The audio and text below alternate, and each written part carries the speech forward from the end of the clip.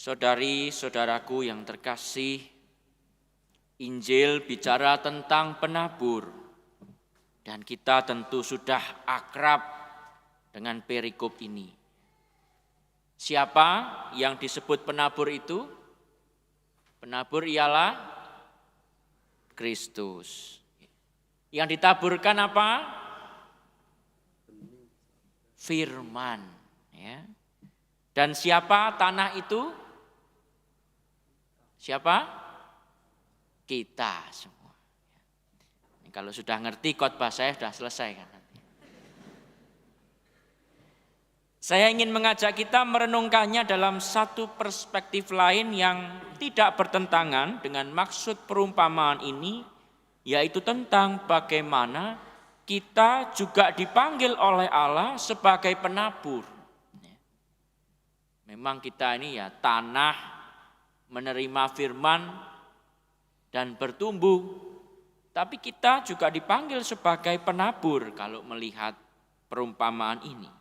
Dalam bagian akhir perumpamaan, kita yang diharapkan menjadi tanah subur untuk menerima benih firman Allah pada akhirnya mesti berbuah.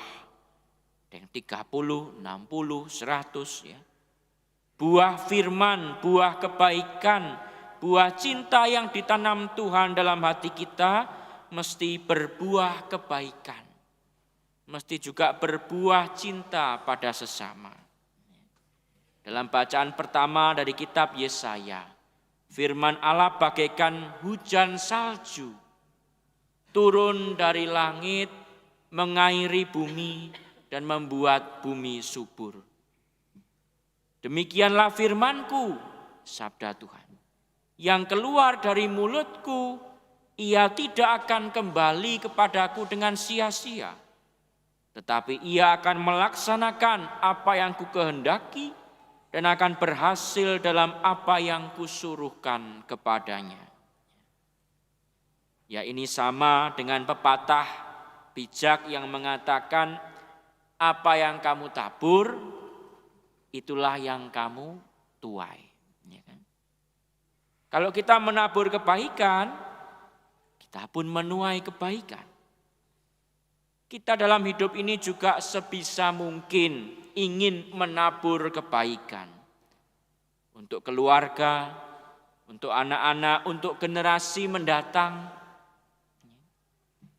Orang yang semasa hidupnya meninggalkan hal-hal baik itu selalu dikenang ya, sampai kapanpun. Orang yang berarti berjasa, punya kebaikan dalam hidup kita, kita ingat. Tokoh-tokoh dunia yang berjasa bagi kebaikan umat manusia juga dikenang selalu. Termasuk juga Yesus Kristus. Tokoh juga. Ajarannya, tindakannya dikenang selama ribuan tahun. Ya, kita tidak perlu dikenang semua orang ya. Tapi cukup dikenang keluarga dan orang terdekat sebagai pribadi yang penuh kasih. Rasa-rasanya itu sudah cukup. Tapi penabur seperti apa yang Tuhan Yesus harapkan? Kita mesti tahu gambaran persis cara orang menabur zaman itu. Pada zaman Yesus itu karena tanahnya begitu luas, belum ada traktor mesin begitu ya. Maka benih itu ya disebar begitu saja. Disebarkan kemana-mana begitu. Karena saking luasnya. Kalau satu-satu ditanam begitu ya, itu bikin boyok sakit. Kan? Tidak efektif. Maka benih disebar begitu saja. Sehingga dalam Injil tadi kita tahu ada yang jatuh di pinggir jalan. Ada yang di tanah berbatu-batu. Ada yang di semak-semak, ada yang di tanah subur. Jadi memang disebar begitu saja.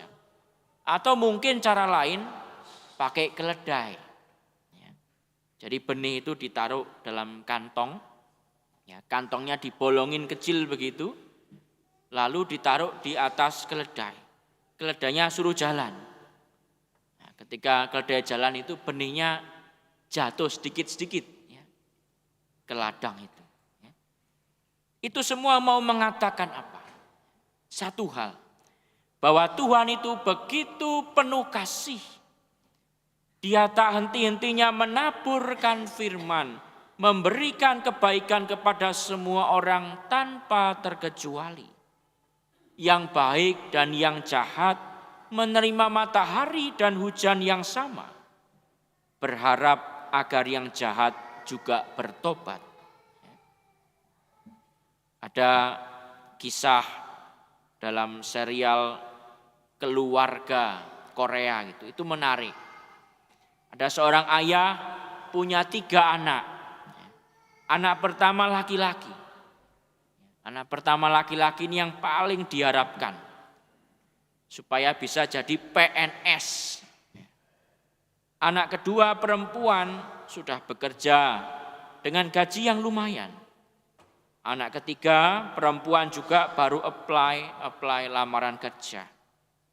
Nah, suatu kali anak kedua ini yang perempuan ini begitu marah sama papanya. Karena papanya itu baik sama kakaknya yang masih saja males-malesan dan gagal terus dalam ujian PNS itu. Jadi enggak kerja-kerja. Suatu hari itu meledak marahnya. Bukankah kakak yang menghabiskan uang pensiunan papa karena enggak kerja-kerja? Bukankah kakak yang membuat papa mama stres, kepikiran terus? Mengapa papa masih tetap memperhatikan dia? Sampai aku diminta uang untuk kirim ke kakak segala. Enggak mau. Emangnya dia pernah ingat dan telepon papa? Papanya menjawab, tidak. Ya cuman kalau butuh uang aja telepon. Emangnya dia sudah berbuat apa untuk keluarga kita? Sudah membanggakan keluarga kita? Papanya bilang, belum. Terus kenapa papa masih mau baik sama dia? Papanya menjawab dengan lirih, karena dia anak papa juga. Saudari-saudaraku terkasih, demikian juga Bapa kita, Tuhan Yesus Kristus. Dia mencintai kita sama halnya mencintai orang lain yang mungkin kita nilai bejat, kurang ajar begitu. Hatinya begitu luas, cintanya begitu dalam, sampai kita sulit memahaminya.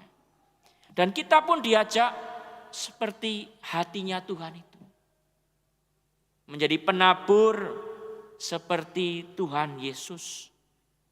Yang kalau kita mungkin sering dengar dalam doa Santo Fransiskus itu. Bila terjadi kebencian, jadikanlah aku pembawa cinta kasih. Pembawanya kan bisa diganti penabur ya. Bila terjadi kebencian, jadikanlah aku penabur cinta kasih. Bila terjadi perselisihan, jadikanlah aku penabur kerukunan. Bila terjadi kecemasan, jadikanlah aku penabur harapan. Bila terjadi kesedihan, jadikanlah aku penabur kegembiraan. Intinya apa? Doa itu mau mengajak kita untuk terus menabur. Terus menabur kebaikan apapun yang terjadi. Mau seperti apapun orang berbuat pada kita, kita berusaha terus menabur kebaikan dan cinta kasih. Tentu tidak mudah. Tapi seperti kata Paulus dalam suratnya kepada jemaat di Roma dalam bacaan kedua tadi. Sebab aku yakin bahwa penderitaan zaman sekarang ini tidak dapat dibandingkan dengan kemuliaan yang akan dinyatakan kepada kita. Jadi kita boleh percaya bahwa penderitaan, pengorbanan, perjuangan yang kita lakukan sebagai penabur firman Allah itu tidak akan pernah sia-sia. Pasti akan meninggalkan yang baik, akan meninggalkan cinta yang mendalam pada diri orang terdekat kita. Pasti kita akan menuai kebaikan dan kemuliaan dari Tuhan. Amin.